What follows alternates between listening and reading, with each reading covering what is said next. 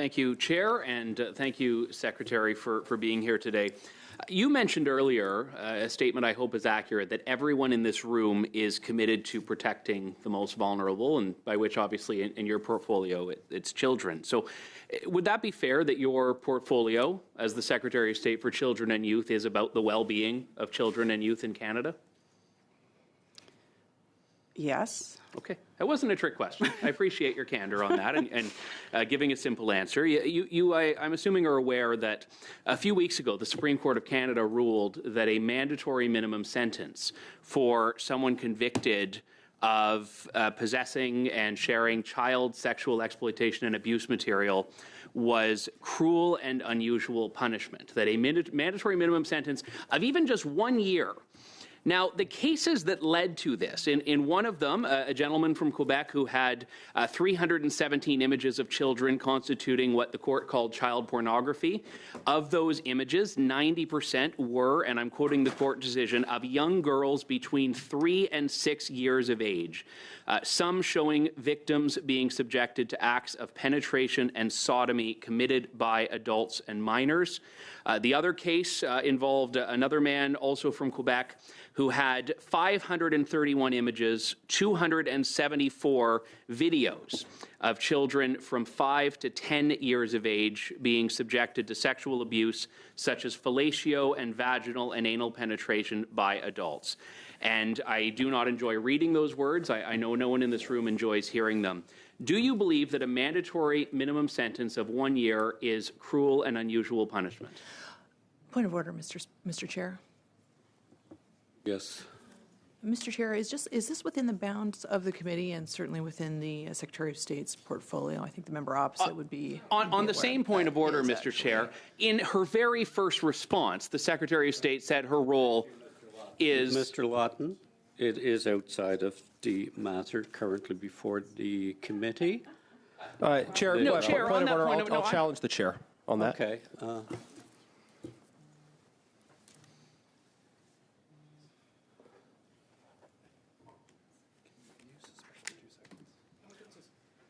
I'm going to spend for 2 minutes. I'm going to stay within the relevance of what the committee is studying at the moment. Thank you, Chair. As I understand, this is mandate and priorities, and I appreciated the Secretary of State saying in her first response that the well-being of children and youth are within her purview. So, returning to this, do you believe that it is cruel and unusual punishment to impose a mandatory minimum sentence of 1 year on someone who possesses images or videos of children being sexually abused? Les prédateurs d'enfants et les délinquants sexuels comptent parmi les criminels les plus... Child predators and people who abuse children are among the most reprehensible criminals in our society. They should be punished with the full power of the law, and the government has ensured that we have a number of measures in place to protect children. Unfortunately, the Conservatives voted against the act regarding harm online that would have helped us protect children from online predators. They also voted against and actively campaigned against the legal access tools under C2, which would have given children a number of tools that they have been asking for and their protectors have been asking for to protect them from predators. So it is very unfortunate the Conservatives have not supported these measures.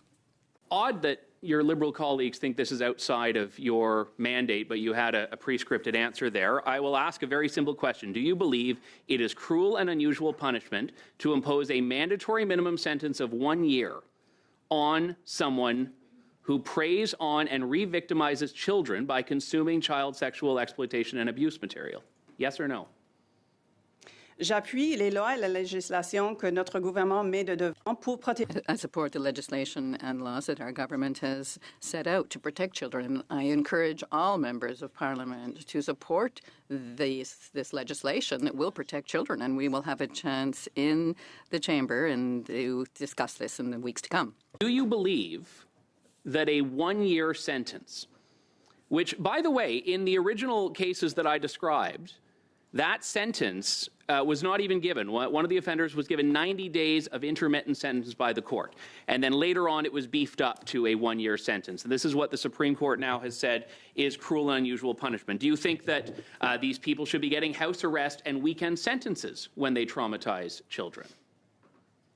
Monsieur le Président, ça, c'est vraiment à l'extérieur de mon mandat. Mr. Chair, this is really outside my mandate. I am in favor of the legislation that our government is putting forward to protect children online and at school, wherever they may be.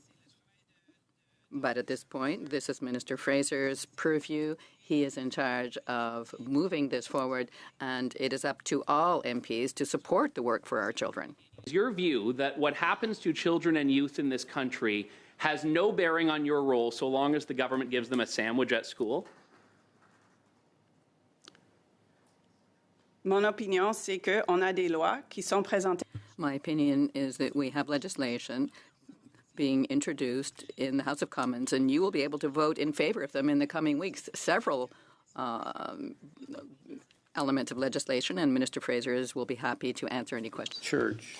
Madam Secretary, my colleague repeatedly put the question to you, does the government regard a 1-year mandatory minimum sentence for child sexual abuse materials as cruel and unusual punishment? You didn't provide a response. So finally, could the committee put the question to you, and could you answer it, please? Point of order, Mr. Speaker. Mr. Speaker, I think we've covered this off. This is not within the Secretary of State's purview. If the committee wishes to call the Minister of Justice in to come and speak to mandatory minimums, they're in their full capacity to do so. Thank you, Ms. Church. The Minister it's her prerogative to answer the questions as she sees them coming. You're appearing here under government mandates, Madam Minister. So, Mr. Janis. Thank you, Chair. And just on the same point of order, the committee is I understand, putting the question to the Minister. Minister, could you please respond to the question? Question. Merci. Excuse me, what is the question? Clarify, the committee cannot put the question. Yes, it can, Chair. The clerk can clarify for you. If a witness is not responding to a question, it then is the responsibility of the committee to put the question, and the Minister is obliged to answer it. Madame la Secrétaire, Thank you, Mr. Janis. Just to be clear, you cannot compel a witness to answer a question. A minister to answer a question. Chair, she is the Secretary of State, she's a member of Privy Council. You cannot compel her to answer a question. You can pose the question in your own context, Mr. Janis. Chair, I think we'll come back to this matter, but I'll move on to a different matter for the time being. Madam Secretary, could you clarify if student grants next year will be at $4,200 or will drop down to $3,000? That's a good question. Deputy? The current offering. Can I just clarify, Minister, do you not know the answer? I think I want to make sure that you get the right answer, so I would just want to be sure. Okay. Thank you. Go ahead, Mr. Thompson, please. So I was just going to note that the Canada student grants are currently at 40% above the pre-pandemic levels, and the student loans are also above the pre-pandemic levels. There's been no decision taken on the resource profile for the following year at this point in time. Essentially, the answer to my question is the government hasn't decided yet. Minister, or whoever knows, the government hasn't decided yet whether they're going to extend that or change it. There is no decision. That's correct on the future funding levels for that program at this time. This is, of course, a point of great frustration to students. The lack of certainty around that and evident in the budget. Back to you, Madam Secretary. The budget proposes to eliminate student grants for students attending private for-profit institutions. Could you give me examples of what kinds of institutions you're targeting with this change? This is for the Secretary of State. Yeah, this is Minister Hajdu's portfolio, but it's student. I know, I understand. It's children and youth. It's how the mandate has been broken down at ESDC, which is why I think it's better to get the deputy to give you those details Could you follow up in writing then? Minister Hyde, you can speak to it. Minister Hyde will be here next week, I think. You're the Secretary of State for Children and Youth, and I understand. Yeah. Okay. Hopefully. Polytechniques and career colleges in general have been highly critical of the budget because it generally leaves them out. It puts new money into traditional universities, but we're seeing pretty aggressive policy moving against the interests of polytechniques and career colleges. Minister, are you prepared to speak on the government's rationale for that, or would you like to defer that as well? I disagree with the premise. Have you received correspondence from Polytechniques Canada with their concerns about how there is new money for traditional universities, but no support as part of the government's training profile whatsoever for polytechniques? Have you heard that criticism? I have not heard that criticism. You haven't. Have you met with Polytechniques Canada at any time since you've taken this portfolio? Minister over? Hyde, you may have. I have met with U15 with the Universities Canada. Okay. So. Respectfully, you haven't engaged with Polytechniques Canada. You're not aware of the career college changes. You don't want to talk about child sexual abuse material. Your title is Secretary of State for Children and Youth. I mean, to coin a phrase, what do you do? I am supporting Minister Haidu on the child care file on the youth unemployment. I am lead on the but not the National youth School unemployment, clearly, because you're not involved in the training issues.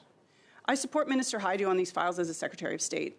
But are you involved in training policy at all, or not? Because that seems to be an important part of youth Training unemployment. policy? Like which kinds of institutions you support? Are you involved in that work at all? Minister Haidu is the lead on that.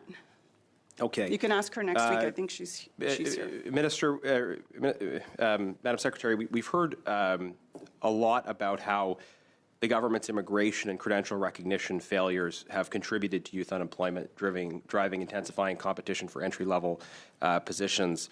I wonder if you're ready to speak to that issue at least. Do you think the government's immigration policies have contributed to the youth unemployment challenges we're seeing? I would suggest that immigration questions would be directed to the Minister of Immigration. Okay, well, thank you for taking the time to come here and respond to our questions. Thank you for having me. Chair, okay. Time is up. Ms. Gainey. Our rounds. We started 3 minutes late. Relax, Ms. Goodrich. I simply indicated that concluded those rounds, but there's some time. I will give 2 minutes, 2 minutes, and 2 minutes. So who wants to go here? Mr. Janice, you have 2 minutes. We'll go to Mr. Jonka for 2, and then we'll come to the government side. Mr. Janice. Madam Secretary, I understand that you are involved in the youth unemployment file. Youth unemployment is up over 14%, more than a full percentage point above where it was this time last year. Many witnesses have identified immigration and credential recognition failures as contributing factors. Recognizing your responsibility for youth unemployment, do you believe, as we've heard from many witnesses, that immigration policies of the government have been a contributing factor to youth unemployment? Look, I believe that our government is committed to ensuring that more and more children or more and more youth have employment opportunities. We're doing this with Could you just answer the specific question? Do you believe immigration is a contributing factor? We're growing that program by 30%, which will give an additional 24,000 summer job opportunities Minister, I had a very this specific summer. question. Do you believe that immigration is a contributing factor? And I can read to you for further context. This is from a 2025 Bank of Canada staff paper. The policy design quietly shifted labor market risks onto the youngest workers, deepening wage pressures and, by extension, worsening youth unemployment and disenfranchises Canadians' working class. Minister, what do you say about that? Do you think immigration policies of the Liberal government were a contributing factor to youth unemployment? We have made adjustments to the TFW program, and we are focused on job creation. Could you answer my question? It's a clear, simple question that relates obviously to your mandate. Do you believe that decisions of the Liberal government in relation to immigration as the Bank of Canada said, contributed to high youth unemployment? Yes or no? I believe the current government is focused on job creation across the country, and the Minister of Immigration has made adjustments to the immigration system. Do you believe that policies of the government over the last 10 years contributed to youth unemployment? I believe that the government is focused on job creation. So you want to answer? And Time is concluded. Ms. Fancy for 2 minutes, and then we'll go to Mr. Blanca-Jones. I'd really like to thank our Secretary of State today. And as an educator of youth for almost 2 decades before starting this new position where I really thought we would be adults in the room and not acting like youth, I would love to give you the rest of the time today to talk about all of the wonderful programs that the ESDC has in terms of highlighting all of the good work that the government has put in place for the youth in this country. Thank you. thank you for the question. I think we have touched extensively on school food. The dental transfers are also very important. Affordable childcare is a program we'll continue to protect and defend and expand. I think it's really important as well to look at the commitment to major projects and the job opportunities that are represented in that. We could talk about 5,000 jobs in construction at the Contrecoeur expansion in Montreal, 1,000 long-term jobs. We've got 18,000 jobs coming into the Darlington new nuclear plant, 3,700 long-term jobs there. New Brunswick's Sisson mine will bring hundreds of new careers to that area. We have LNG project in Northwest BC, hundreds of jobs there for construction and long-term jobs and careers as well. On a plus de 1,000 Chair, I'd emplois like to qui vont raise être a créés au question of Québec dans la privilege. mine Matawin et l'usine matériaux de batterie de Bécancour Chair, et Mr. de Chair, I'd like to Nouveau raise a Monde question of Trafic, and we're privilege. only getting started. So, Thank you. Thank you. We have a point of privilege. Question of privilege, Chair. Question. State your question. Yeah, Chair, I want to draw your attention to starting with paragraph 673 of Procedure and Practice on responses to questions. Contrary to what you said earlier in the meeting, there is no rule that exempts ministers from the requirement to answer questions if they appear before committees. Ministers cannot be compelled to appear before committees. But they are not exempt from the requirement to answer questions if they do appear. 673 in particular says witnesses must answer all questions which the committee puts to them. I think the minister has demonstrably refused to answer clear questions repeatedly posed on multiple different matters. And the decision of the Secretary of State to refuse to answer direct questions Well, on put to that, her by the order. committee is a violation of the committee's privileges. Mr. Jennings, Very clearly. I will take that under consideration, and Can I just add to that, Mr. Chair? No, I'm going to return because I'm just taking it under consideration. Okay, thank you, Chair. Yeah.